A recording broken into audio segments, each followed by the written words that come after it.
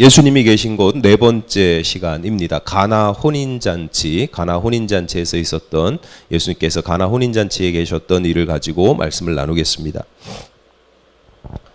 얼마 전처럼 이렇게 얼마 전에 대통령 선거가 있었잖아요. 대통령 선거처럼 이렇게 정치적으로 민감한 시기면 나타나는 현상이 있는데 그게 뭐냐면 이제 갈등과 분열입니다. 요즘 하는 말로는 갈라치기 뭐 이렇게 표현하더라고요. 오래전부터 지역 갈등이 있었고 이것이 성별 갈등, 세대별 갈등 뭐 이런 식으로 그 갈등과 분열이 점점 심화되고 있습니다. 오죽하면 우리나라가 전 세계 국민들을 28,000명인가를 대상으로 조사를 해봤더니 갈등 분열 지수 1위예요. 아주 압도적인 1위예요. 그러니까 갈등이나 분열이 없는 사회는 없거든요. 다 갈등과 분열이 있는데 그 갈등과 분열의 정도가 굉장히 극심한 나라가 우리나라예요. 우리는 거기 살고 있으니까 잘 모르지만 다른 나라랑 비교해 보면 그래요. 그런 갈등과 분열이 아까 뭐 성별, 지역별 이런 것도 있는데 또 하나가 이제 이 대선처럼 이렇게 민감한 시기에 나타나는 것 중에 하나가 이제 정치적 성향이죠. 좌파나 우파 이렇게 나누기도 하고 진보나 보수 뭐 이렇게 나누기도 합니다. 선거운동을 영어로 캠페인이라고 그러거든요. 캠페인, 캠프에서 유래된 말이고요. 선거운동을 하는 그 진영을 캠프, 본부를 캠프라고도 합니다. 이 캠프라는 말이 유래된 것이 옛날 그 로마 제국 시절에 로마 군대의 막사를 캠프라고 불렀어요. 그러니까 선거라고 하는 것이 이제 우린 서로 피 흘리는 싸움을 하지 말자. 권력을 얻기 위해서 서로 죽이고 하는 싸움하고 전쟁하는 것 대신 선거를 하자라고 되었지만 그러나 선거에도 여전히 전쟁과 같은 양상들이 있어요. 그래서 선거 전 이렇게 이야기를 하기도 하고 그 전쟁을 하려면 제일 먼저 해야 되는 게 아군과 적군을 분별해야 되는 거고요.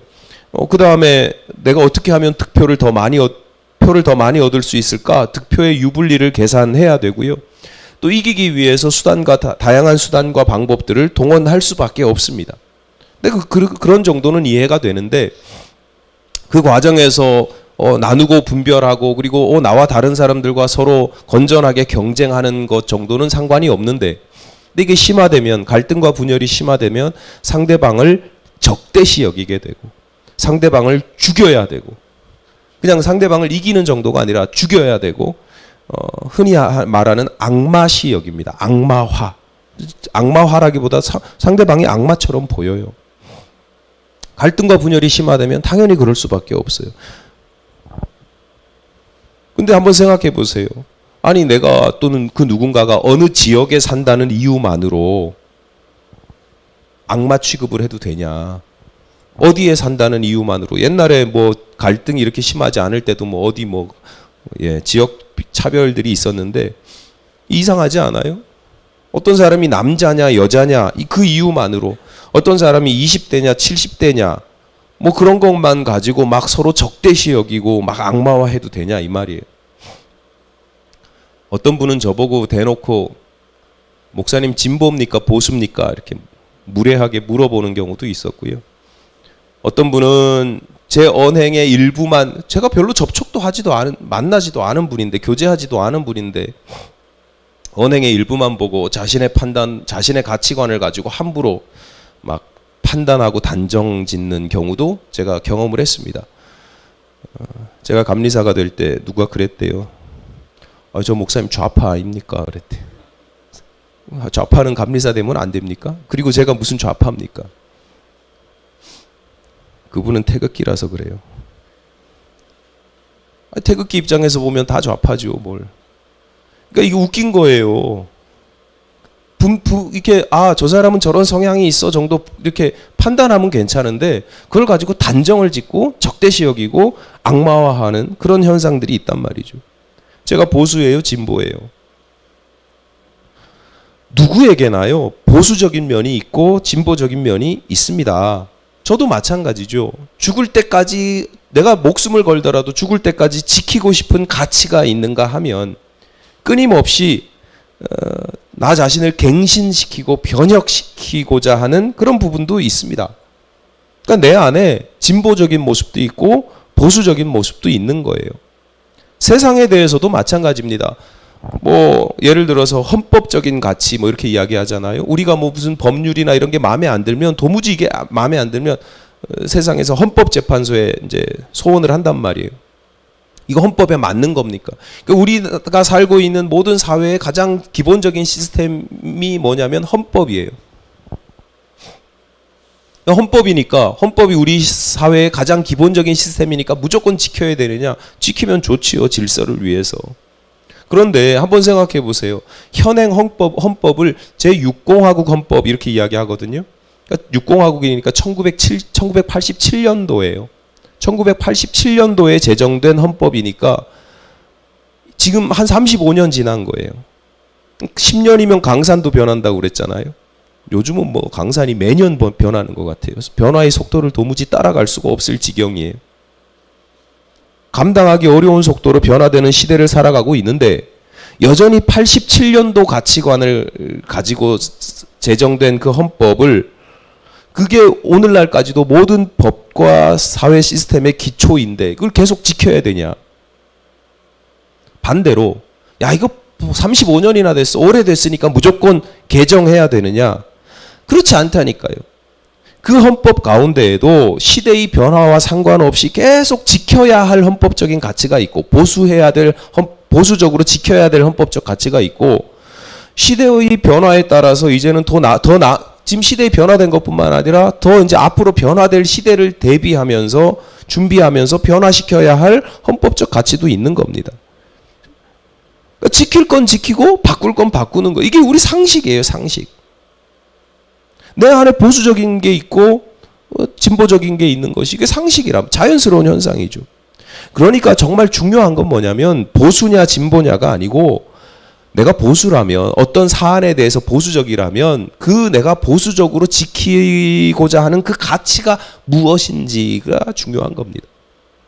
내가 진보적이다 또는 어떤 사안에 대해서 진보적인 가치를 가지고 있다라고 하면 내가 진보야 뭐 그게 잘난 척하는 게 아니라 내가 변화시키고자 하는 가치가 무엇이냐가 중요한 겁니다. 여러분이 스스로를 생각하든 다른 사람을 누구를 판단하든 다른 사람이 여러분을 판단하든 여러분이 진보다 보수다 이런 거 사실은요 말도 안 되는 거예요. 정확하지도 않고 말이 안 되는 거예요. 변화시키고자 하는 가치, 지키고 싶어하는 가치, 그 가치에 집중하는 게 훨씬 중요하고요. 그 가치에 집중하면 갈등과 분열이 좀 줄어듭니다. 대화할 수 있는, 서로 이해할 수 있는 그런 가능성이 열리거든요. 근데 그런 거에 집중하지 않죠. 무조건 악마화시켜요. 그래야 선거에서 유리하니까. 다 속아 넘어가는 거예요, 선거 전에. 오늘 본문은 갈릴리 지역에 가나라고 하는 마을이 있었는데요. 거기서 있었던 일을 기록하고 있습니다. 혼인잔치에 초대된 예수께서 물을 포도주로 변화시키는 사건입니다. 본문 11절에서 예수께서 이 첫 표적을 갈릴리 가나에서 행하여 라고 하는 말씀이 있어서 많은 사람들이 예수님의 첫 번째 이적이 뭐냐? 그러면 이제 물로 포도주를 만든 사건이다. 오늘 본문의 사건을 예수님께서 행하신 첫 번째 기적으로 손꼽기도 합니다. 그렇지 않더라도 이게 사실은 물이 포도주로 변화되는 사건이 되게 신기한 사건 중에 하나잖아요. 그러니까 예수님께서 행하신 이적들이 굉장히 많은데요. 믿지 않는 사람들도 아는 이적들이 몇 가지 있습니다. 물 위를 걸은 사건, 오병이어 사건, 그리고 오늘 본문에 물이 포도주로 변화된 사건 정도입니다. 되게 신기하고 놀라운 일이죠. 그러니까 많은 사람들이 그래서 이 물이 포도주로 변화되는 사건에 대해서 집착해요. 그러니까 믿는 사람들도 예수님은 물도 포도주로 변화시킬 수 있는 그 정도로 대단한 능력을 가지고 계셔. 이렇게 그 현상에 대해서 집착을 하고요. 믿지 않는 사람들도 어떻게 물이 포도주가 돼? 물은 절대로 화학적으로 포도주가 될 수 없어. 변화될 수 있어 없어? 이런 것에만 집착을 한단 말이에요. 근데 본문 11절을 다시 보세요.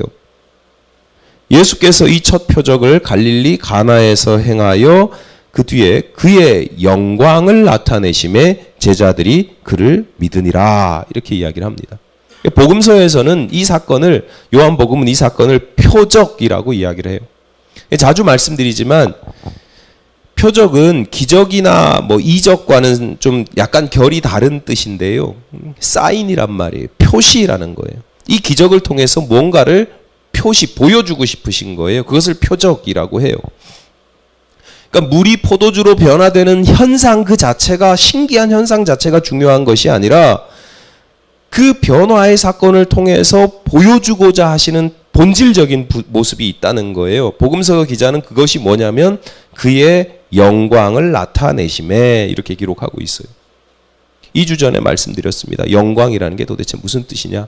성경에서 영광이라고 하면 내가 이게 화려하고 뭐 이렇게 영화스럽고 이게 영광이냐? 성경적인 영광의 의미는 하나님의 임재를 경험하는 것입니다. 하나님께서 임하시는 곳, 그것이 영광스러운 곳입니다. 그러니까 오늘 본문에서는요, 물이 포도주로 변화되는 사건보다 훨씬 더 중요한 게 뭐냐면 물을 포도주로 변화시킨 주체가 더 중요합니다. 예수께서 물을 포도주로 변화시켰다는 거예요. 이게 왜 중요하냐면 물이 포도주로 변화되는 건 하나님께서 함께 하시지 않으면 안 되는 거예요. 하나님의 임재가 있어야 되는 거예요. 그러니까 오늘 본문에서 하고자 하는 얘기가 그거예요. 물이 포도주로 변화되는 사건을 통해서 예수는 하나님의 임재가 있는 존재, 하나님께서 능력을 나타내시고 하나님께서 함께 하시는 그런 존재라는 것을 드러내고자 하는 것입니다. 그것을 제자들이 보고 우리 예수님 특별한 분이야. 하나님의 아들이야. 제자들이 예수님을 더 잘 믿도록 하기 위한 것이다. 라고 하는 거죠. 요한복음이 그렇게 정리합니다. 자, 그럼 한번 생각해 보세요.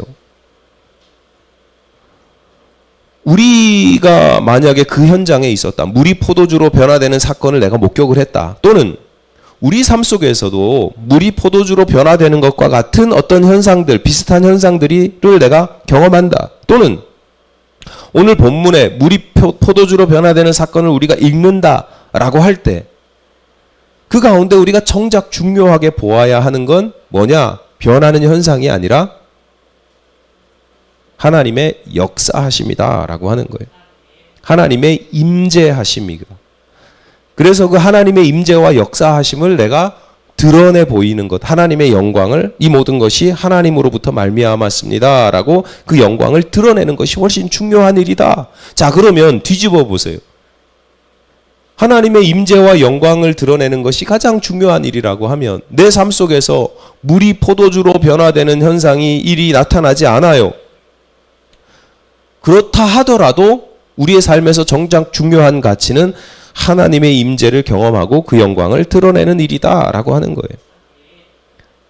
여러분, 지금 그대로의 모습을 내 평소의 가치관이 내 지금 그대로의 모습을 지켜나가는 보수적인 모습이든 아니면 극단적인 변화를 추구하는 진보적인 모습이든 성도들이라면 어떤 경우에도 여러분의 삶 속에 하나님의 임재가 나타나야 된다는 거예요.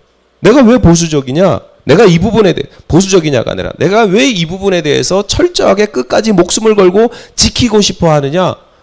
하나님 임재 때문에 하나님의 영광을 드러내고자. 반대로 내가 왜 이렇게 목숨을 걸면서 극단적인 변화를 추구하느냐?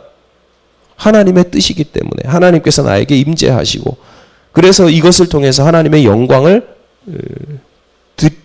돌려드리기 위해서, 영광을 드러내기 위해서 그렇게 고백하는 것이 신앙인으로서 가져야 할 바람직한 자세다라고 하는 거예요. 여러분, 늘 본질을 잊어버리면 안 돼요. 본질을 기억을 해야 되는 겁니다. 어쨌거나 오늘 본문에서는 그 하나님의 영광과 임재가 변화라는 사건을 통해서 나타나는 거예요. 우리가 살아가면서 수많은 변화들을 경험하죠. 요즘 가끔 이제 아내랑 집에 있다 보면 가끔 툭툭 튀어나오는 그 대화 주제 중에 하나가 당신 참 많이 늙었다. 새삼스레 보니까 이렇게 주름도 더 늘어나고 뭐 흰머리도 더 많아지고 뭐 신체가 노화되고 쇠약해지고 죄송합니다만 뭐 그런 일들이 일어나고 있어서 그런 거를 순간순간 발견할 때마다 참 서로 얘기해요. 당신 많이 늙었네. 아무런 노력도 기울이지 않았거든요. 그러니까 우리가 노화라든 이런 변화라는 게 어떤 노력을 기울인 게 아니잖아요. 저절로 그렇게 되는 거잖아요. 그러니까 변화 중에는 저절로 그렇게 되는 게 있습니다. 반대로 과거에 비해서 어떤 우리의 가치관이나 신념이나 생각이나 이런 것들이 변화되기도 해요. 예전에는 무시하던 것이 막 소중하게 중요하게 여겨지기도 하고요. 예전에는 참 중요하게 여기고 집착했던 것들이 이제는 하찮게 보이기도 합니다. 몰랐던 것을 배우기도 하고 깨닫기도 하고 부분적으로 보던 것을 전체적으로 볼 수 있게 되기도 하고 조금 더 관용하거나 용서하거나 이해하기도 합니다. 근데 이런 것들 대부분 보면요. 저절로 그렇게 변화되는 경우는 별로 없어요. 노력해야 돼요. 싸워야 돼요. 변질되고자 하는 그런 현상에 대해서 내가 투쟁하면서 싸워야 돼요. 새로운 것을 알려면요. 공부를 해야 되는데 공부가 쉽지 않거든요. 일부러 하는 공부라고 하는 건 쉽지 않아요. 그 과정에서 좌절과 고통을 경험하기도 합니다. 물이 포도주로 변화되는 사건은 그러면 어떤 종류의 변화입니까? 계절이 변화되거나 시간이 흐르는 것처럼 그렇게 변화되는 것처럼 저절로 변화되는 거예요? 그냥 포도주통에 넣어놨는데 시간이 지나면서 점점 익어지고 맛있어지는 거, 이거는 그냥 저절로 변화되는 거예요. 근데 물이 포도주로 변화되는 건 저절로 변화되는 게 아니죠. 물은 절대로 오래 놔둔다고 저절로 포도주가 되지 못합니다. 그러면 내가 의지를 가지고 노력하면 되는 일이에요? 내가 이걸 물을 어떻게 포도주로 바꿔볼까? 안 돼요. 절대 안 돼요. 그러니까 물이 포도주로 변화됐다라고 하는 건 무슨 얘기냐면 이 변화는 하나님께서 역사하셔야 나타나는 변화다. 이런 의미가 있는 겁니다. 오늘날 우리들의 삶 속에서도 물이 포도주로 변화되는 사건이 일어날 수 있고 또 일어나야 한다라고 하는 것은 하나님의 변화를 경험하는 것을 의미하는 거예요. 하나님께서 내 삶 속에서 개입하셔서 변화시키는 거예요. 내가 시간이 지나면 저절로 그렇게 나이 들면 저절로 변화되는 게 아니고 내가 막 의지를 가지고 노력하고 열심히 해서 그렇게 변화되는 것도 아니고 물론 그런 과정 가운데 있지만 가장 중요한 것은 하나님께서 나를 변화시키시는 거죠. 그러니까 나의 변화가 하나님으로부터 말미암은 것을 이야기하는 겁니다. 그러니까 여러분의 삶 속에서도 물이 포도주로 변화되는 것과 비슷한 동일한 본질적으로 똑같은 사건들이 사실은 나타나고 있고 나타날 수 있는 겁니다. 좀 오래전 얘기인데요. 우리 어렸을 때 보면 동네 어르신들 중에서도 이렇게 마마라고 얼굴이 얼근 천연두죠. 마마라고 하는 천연두를 알았던 흔적을 가지고 계신 분들을 볼 때가 있었는데 막 무서워서 도망갔던 그런 기억이 있어요. 한 소녀가 마마 천연두에 걸렸는데 다행히 낫긴 했는데 이제 얼굴에 그렇게 흉터 자국이 남은 거예요. 다 얼근 거예요. 소녀의 마음에 그 얼굴을 거울을 볼 때마다 그 얼굴이 보이니까 얼마나 힘들었겠어요. 눈물이 나고 열등감이 생기고 의욕이 안 생기는 거죠. 내가 이 얼굴로 앞으로 뭘 할 거냐. 이 생각이 커지면 커질수록 아주 아기 때는 어릴 때는 몰랐는데 점점 생각이 커지면 커질수록 세상에 대해서 자신에 대해서 비관하게 되는 겁니다. 죽고 싶은 거예요. 어느 날 이제 아이가 말을 알아먹을 때쯤 됐을 때 엄마가 그 모습을 보면서 엄마는 얼마나 또 피눈물이 나겠어요. 엄마가 그 딸의 손을 붙잡고 이렇게 얘기를 했다는 거예요. 얼굴 때문에 너무 실망하지 마. 네가 어렸을 때 3명이 동시에 마마에 걸렸는데 그 중에 2명이 죽었어. 너는 우리가 기도해서 살아난 거야. 그래서 우리는 너가 하나님께서 너를 살려주셨다라고 믿고 있어. 그러니까 네 얼굴에 있는 마마 자국은 부끄러운 흉터 자국이 아니라 하나님께서 너를 살려주신 하나님의 은혜를 받은 흔적이야. 그러니까 얼굴에 흉터를 볼 때마다 하나님의 은혜라고 여기고 기뻐하고 감사하면서 웃으면서 살아라. 그러면 하나님께서 그 가운데 더 큰 복을 주실 거다. 이렇게 얘기를 했다는 거예요. 무슨 소리예요? 뭐 이럴 수도 있는데 이 소녀가 그 말에 이제 감동을 받고 이제 가치관이 바뀐 거예요. 용기를 얻었어요. 그래서 그 다음부터는 더 이상 자신의 얼굴은 똑같은데 부끄러워하지 않아요. 매사에 당당하고 감사할 수 있어요. 그랬더니 길이 열렸답니다. 고백적인 얘기지만 그 옛날에 대학에도 가고 계속 당당하게 나는 하나님의 은혜를 받은 존재고 하나님께서 나를 살려주시고 하나님께서 함께 하시는 존재라고 하는 그 믿음이 있으니까 다 하는 거예요. 다 해보는 거예요. 대학도 가고 그 옛날에 유학도 가고 미국에 가가지고 좋은 남자 만나서 결혼도 했는데 결혼할 때 프로포즈도 이분이 하셨답니다. 그 옛날에 당당하게 자신의 삶을 막 꾸려나가는 거예요. 여러분, 여러분의 삶에도 하나님께서 변화시키는 역사가 나타나기를 바랍니다. 예전에는 도무지 이해할 수 없었던 일인데 어느 날 갑자기 하나님으로 말미암아 말씀으로 말미암아 성령의 역사하심으로 말미암아 이해하게 되고 깨닫게 되고 신비한 현상들이 나타나는 거죠.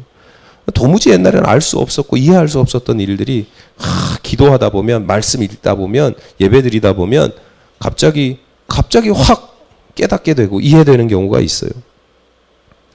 끝까지 용서하지 못하던 사람들을 용서할 수 있게 되기도 하고 쉽게 좌절하고 포기하고 그냥 조그마한 어려움만 있어도 넘어지던 사람들이 끈기 있게 끝까지 포기하지 않고 도전하는 그런 모습도 보이고요. 세상에 대해 어떤 세속적인 가치에 대해서 늘 집착하던 사람이 내가 집착하는 걸 알아. 근데 도무지 벗어나지를 못하는 거예요. 돈이든 사람이든 뭐 어떤 감정이든 벗어나지 못하던 사람이 그것에서부터 자유로워지는 그것을 내려놓을 수 있는 지혜와 용기가 생기기도 하고요. 스스로를 늘 부정하는 인생들도 있어요. 나는 왜 이것밖에 안 되냐. 그런데 하나님 안에서 그래 나는 하나님의 딸이야 하나님의 아들이야 자신을 긍정하게 되기도 하고요. 그러니까 당연히 즐겁고 감사하면서 살아가고 즐겁게 감사하면서 살아가니까 몸도 마음도 건강해지는 겁니다. 다른 사람들에게 늘 염려와 걱정거리가 되던 사람이 하나님께서 임재하시고 역사하신 다음에 하나님의 손에 붙잡히신 다음부터는 다른 사람들을 돕는 존재가 되기도 하죠. 주변에서 이런 일들이 무수히 많이 일어나고 있고요. 또 우리에게도 일어날 수 있는 일이고 일어나고 있는 일입니다.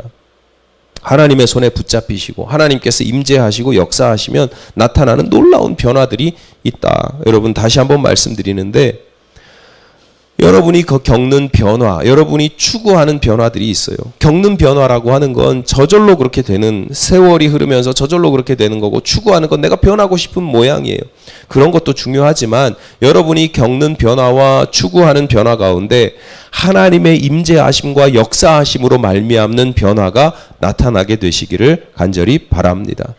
내가 이렇게 부정하게 말고요. 내가 이렇게 거룩하게 변할 수 있었던 것은 하나님께서 나에게 이렇게 역사하셨기 때문입니다. 라고 간증할 수 있으시기를 바랍니다. 자, 그러면 하나님의 임재와 영광을 통해서 변화되는 역사가 오늘날에도 많이 나타나고 있는데 본질적으로는 물이 포도주로 변화되는 사건과 비슷한 본질적으로는 동일한 현상들이 나타나고 있는데 그런 일들이 누구에게는 나타나고 또는 언제는 나타나고 누구에게는 나타나지 않고 언제는 나타나지 않고 그것이 변화가 나타나는 차이는 뭐냐. 그런 변화를 이끌어내는 하나님의 능력과 임재를 통한 변화를 이끌어내는 게 뭐냐. 가장 중요한 건 성도의 믿음입니다. 믿음. 그러니까 성도는 늘 변화의 가능성에 대한 믿음을 가지고 살아야 돼요. 내가 왜 물이 포도주로 변화되는 사건을 언제 경험할 수 있냐? 왜 경험하지 못하느냐? 내가 믿음이 있어서 또는 믿음이 없어서인 경우가 많다는 거예요. 어느 분에게 들은 이야기인데요. 어느 날 아내하고 함께 길을 걷고 있는데 아내가 들고 있는 가방이 너무 무거워 보여서 내가 가방 대신 들어줄게 좀 줘봐 이랬더니 아내가 뭐라고 대답할 것 같아요? 아내가 안 하던 짓 하지 좀 마 이러더래요. 안 하던 짓 좀 하지 마 이러더래요. 그러니까 남편이 가만히 생각해 보니까 이게 평소에 안 하던 짓이긴 하거든요. 내가 안 하던 짓인데 이제 나이가 들어서 그러나 갑자기 이렇게 안 하던 짓이긴 한데 그 아내의 말에 너무 마음이 아팠대요. 내가 거절당하고 무시당한 게 아픈 게 아니고 자기 아내는 나에 대해서 아무런 기대가 없는 사람인 거예요. 내가 어떻게 좋게 변화되고 이렇게 이런 기대가 없는 사람, 아무런 기대가 없이 사는 사람이에요. 또 아내에게 나는 아무런 기대감도 주지 못하는 사람. 저 사람은 평생 저렇게 사는 사람이야. 그냥 딱 확정되어지는, 단정지어지는 아무런 기대가 없는 사람이라는 게 너무너무 속상하고 힘들고 아프더라는 거예요. 성도들의 삶의 자리도 크게 다르지 않습니다. 예수님을 믿는다고는 하는데 교회 나와서 예배도 드리고 말씀을 가까이 하고 기도도 한다는데, 그런데 우리의 삶 속에서 변화를 기대하기 어려운 현실들이 있거든요. 그런다고 이게 변하겠어? 그런 현실들이 없는 게 아니에요. 맨날 가방 한 번도 관심도 없던 사람, 그런 환경 속에서 살면 변화를 기대하기 어렵죠. 그런 현실들을 직시해야 되지만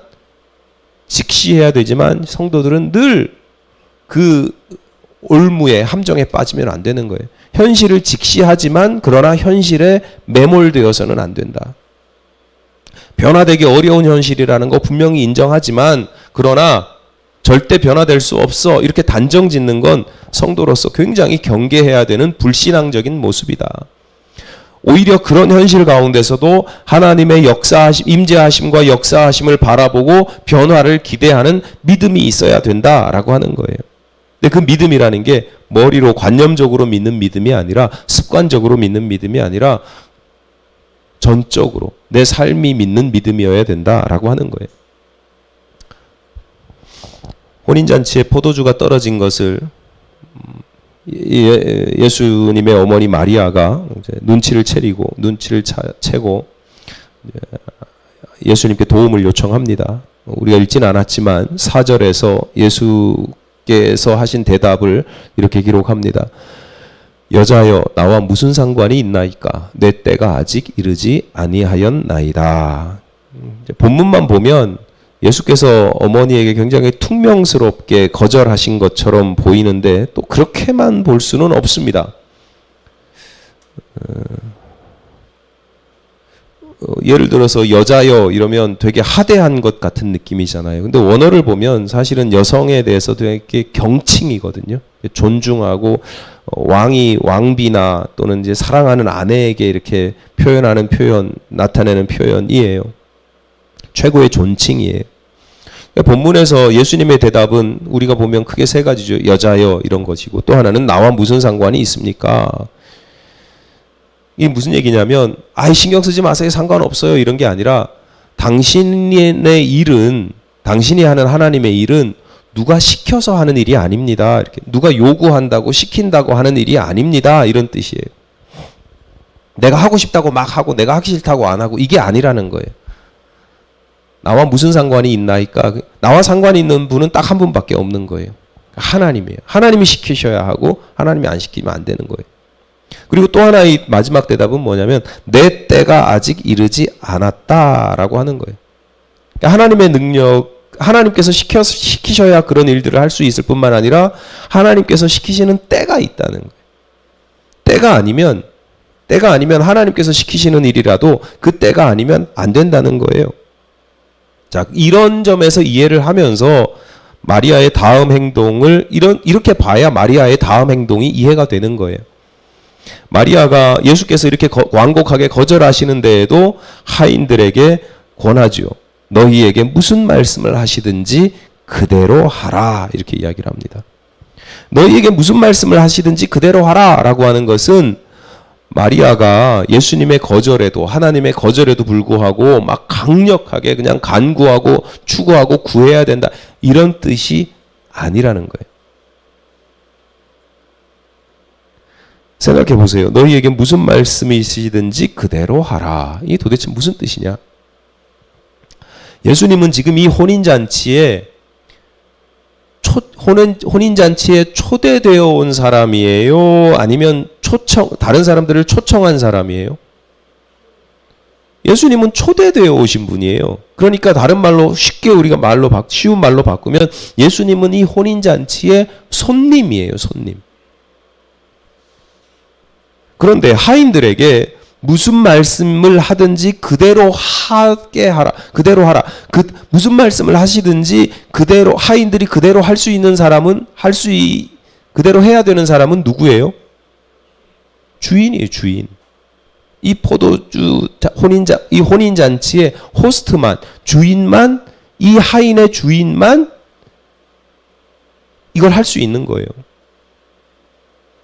그러니까 마리아가 너희에게 무슨 말씀을 하시든지 그대로 하라. 이 이야기는 무슨 얘기냐면 예수님을 손님이 아닌 너희 주인처럼 여기라 이런 뜻이에요. 그러니까 이런 점에서 하인들이 예수님의 말씀을 잘 주인처럼 여기고 잘 들었을 때 물이 포도주로 변화되는 사건이 일어났다라는 것을 예수님의 말씀과 이렇게 결합시켜 보면 예수님께서 아직 때가 되지 않았다라고 하셨는데 이 일을 하시잖아요. 물이 포도주로 변화되잖아요. 그러면 무슨 얘기냐면 예수님의 때가 되었다는 뜻이죠. 방금 전까지는 예수님의 때가 아니었는데 갑자기 예수님의 때가 된 거예요. 물이 포도주로 변화될 때가 된 거예요. 왜냐? 이 때라고 하는 것이 물리적인 시간이 아니기 때문에 그래요. 아직 내 때가 되지 않았습니다 라고 하는 것은 몇 날, 몇 월, 며칠, 몇 시부터 내 때가 됩니다. 무슨 일을 할 수 있는 때가 됩니다. 이런 게 아니고 당신의 때라고 하는 것은 하나님의 능력으로 말미암아 물을 포도주로 변화시키는 때라고 하는 것은 성도들이 당신을 손님이 아닌 주인으로 여기고 주인으로 섬기는 때입니다. 그러니까 관념적으로 예수님을 주인처럼 예수님은 주인일 거야, 나의 주인이야 머리로 생각하는 게 아니라 실제로 주인으로 모시는 거예요. 예수께서 명하시는 내용이 6개의 돌 항아리에 물을 채우라는 거예요. 정결 예식에 사용되는 항아리인데 2-3통 들어간대요. 정확한 크기는 알 수 없지만 딱 느낌만 보더라도 이게 매우 큰 항아리라는 걸 알 수 있죠. 여러분 물 길러 보셨어요? 요즘에 수도만 틀면 다 물 나오니까 꼭 수도꼭지만 틀면 물 나오니까 물 길러 보신 적 없으시죠? 좀 물 길러 봤거든요. 어렸을 때 집에 물이 안 나올 때가 있잖아요. 단수가 될 때가 있으면 저 아랫마을에 가가지고 우물물이나 이렇게 아랫마을 수도에서 물을 길러 오는데 어머니는 머리에 양동이를 이고 그 또아리를 해가지고 이고 오시고 저는 물지개를 지고 물을 길렀어요. 어리기도 하고 해서 물지개를 해도 물을 가득은 못 채웠어요. 무거워서 못 들고 한 반 정도씩 채워가지고 양쪽에 규정 잘 맞춰가지고 흔들흔들거리면서 이렇게 다녔던 기억이 있는데 고생해가지고 오르막길을 올라서 물을 항아리에다가 이렇게 탁 붓잖아요. 얼마나 허탈한지 아십니까?